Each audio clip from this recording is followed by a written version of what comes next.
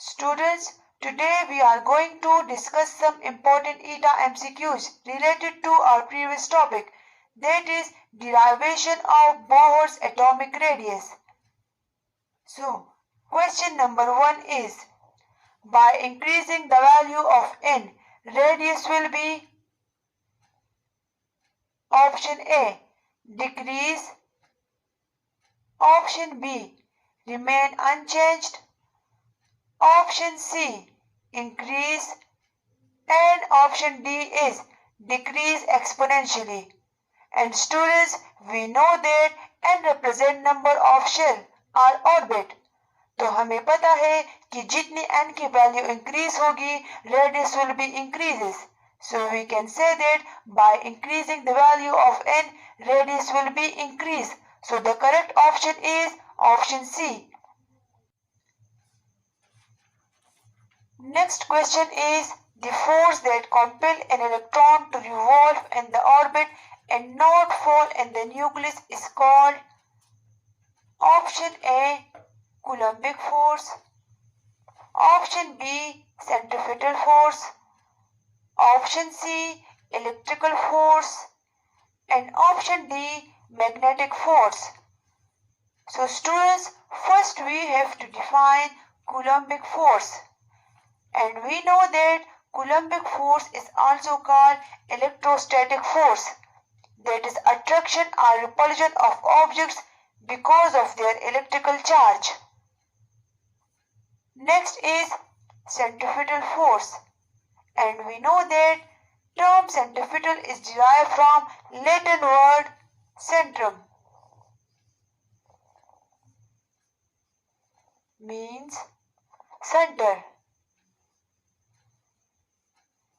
and peter means to seek.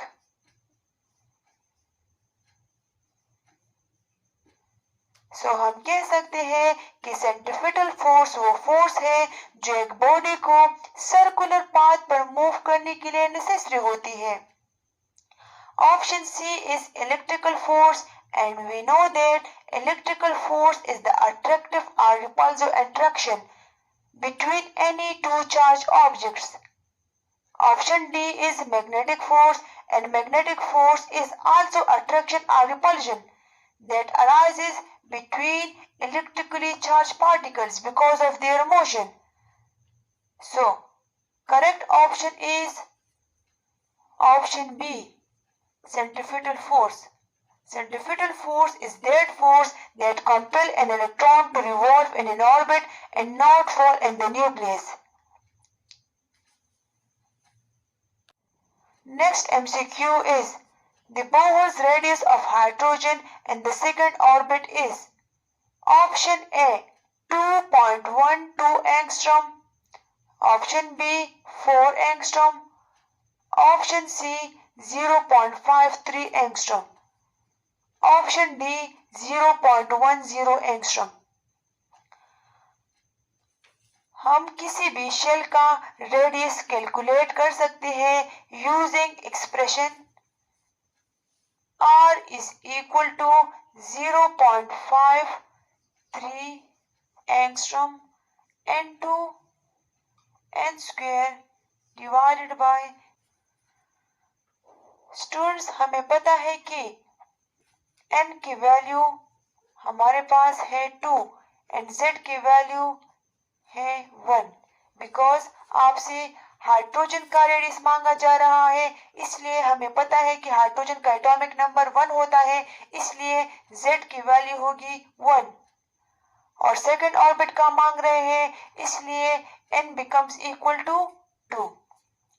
By substituting these values in the given expression, R is equal to 0.53 angstrom into n is equal to 2, so 2 whole square divided by z is equal to 1.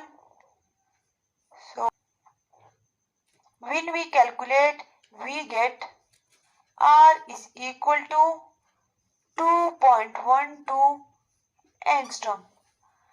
So the correct option is option A, The Bohr's radius of hydrogen in the second orbit is 2.12 angstrom.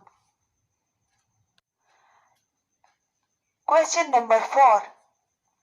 According to the Bohr's atomic model, the angular momentum in nth orbit is equal to an integral multiple of option A 3h by 2 pi, option B h by 2 pi, option C h by 2n pi, and option D is h by 3 pi.